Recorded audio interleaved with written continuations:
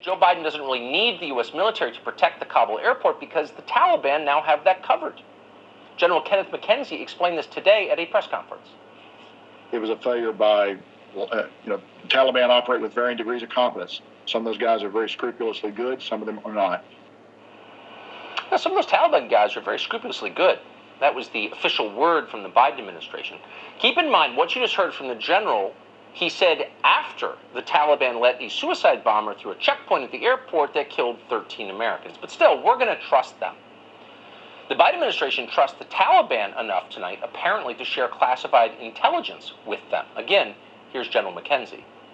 The other thing we do is we share versions of this information with the Taliban so that they can actually do some searching out there for us, and we believe that some attacks have been thwarted by them. And then we also use the Taliban as a tool to protect us as much as possible.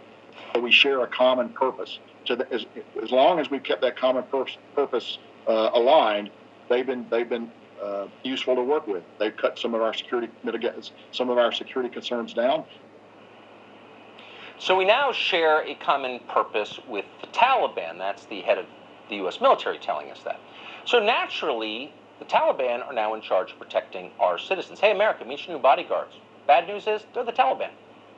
It's hard to believe any of this is actually happening, or that clip that we displayed is real, but it is happening, and unfortunately, that is a real clip. So what kind of information is the Biden administration now handing over to the Taliban?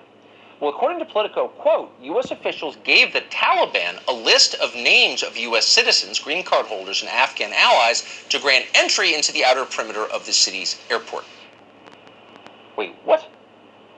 We gave the Taliban the names of U.S. citizens in Afghanistan? We don't have special operators anymore? Why are we doing that? Why would we give it to the Taliban? That can't be right. Well, it is right. It's true. The Biden administration handed the Taliban a list of Americans who are still in Afghanistan. Joe Biden all but confirmed that today. Apparently, it makes the Taliban's job easier. The question is, what is that job? That's one of many questions tonight. Joe Kent is a U.S. Army veteran who served in Iraq. He's running to represent Washington State in the Congress. He's definitely one of the good guys. We're honored to have him on our show tonight.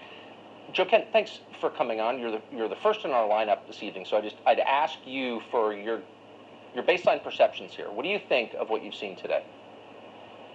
Well, today's been an absolute tragedy, but unfortunately, I think we're seeing over nearly 2 decades of lies come unraveling. The U.S. military has been saying for nearly 2 decades we've built this Afghan government and this Afghan army, and that they were worthy of the sacrifice of our brave young men and women, and that they would hold. And then we're also seeing the lies of the Biden administration come unfolding as well. There was a hard plan and a deal to get us out by May, but Biden did not want to execute President Trump's plan to get us out by May, the deal that he negotiated from a position of strength. Instead, he wanted to cut a separate deal, his own deal, that gave the Taliban 3 months of prime fighting season time to plan this assault that we're seeing now. And now we are completely at the mercy of the Taliban, and our troops are hostages, essentially. And we are not taking proactive steps to go on the offensive to get our people out of there. We're prioritizing refugees and anyone but Americans. It's an absolute disgrace.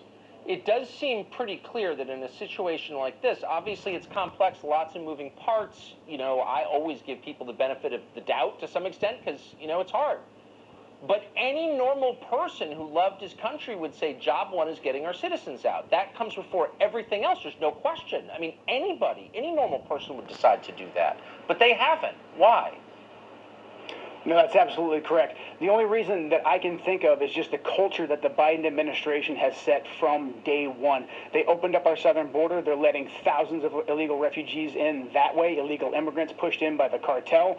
The Biden administration's national security establishment ran by Lloyd Austin, Blinken, Sullivan, all of them. They are part of this culture that believes America is a power in descent and that we are not a unique nation or an important nation. And that culture has echoed throughout the national security apparatus. And now we are prioritizing getting Afghans out of the country. And the only reason that I can think of to get all these unvetted Afghans out as fast as we are trying to get them out is to pump even more refugees into the heartland of this country. That seems to be the top priority of this administration. And again, it's a complete and total disgrace, and it's completely and totally reckless.